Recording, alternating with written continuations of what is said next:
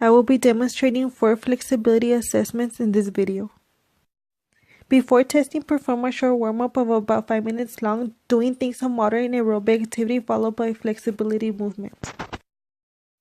Begin with the Canadian trunk test, which is testing the flexibility on the hamstrings and lower back.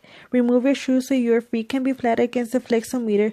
Place one hand on top of the other so you don't have the tendency to lead with one hand. Reach forward as far as possible while exhaling and holding the final position for 2 seconds. Make sure your knees are not bent at any time during the assessment. It must be completed twice to take the best of 2 scores. It is scored in centimeters. My final score was 31 centimeters and I'm 24 years old, so I was placed in the fair category after subtracting 3 centimeters from each value in the table. Next is the YMCA sit and reach test, which also tests the flexibility in the hamstrings and the lower back. Sit and place a yardstick between extended legs. Place a strip of tape at the 15-inch mark on the stick. The heels on your feet should be placed at the edge of the tape line about 10 to 12 inches apart. Again, reach forward as far as possible while exhaling. Hold the final position for 2 seconds, keeping the fingers on the yardstick and knees straight. It is scored in inches this time.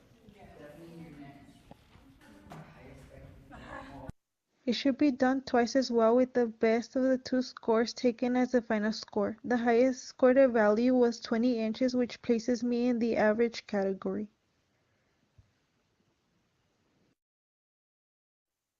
The chair sit and reach test is usually done for older populations because they have functional limitations, but it still measures the hamstrings and lower back flexibility. Use a chair that is 17 inches in height and a ruler. Place the chair against the wall and sit at the edge of the chair.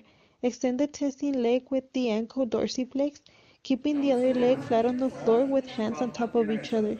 Slowly bend forward, reaching down the extended leg, trying to touch the toes while exhaling. Hold the final position for 2 seconds as well, and this is scored in inches. Repeat the same for the other leg.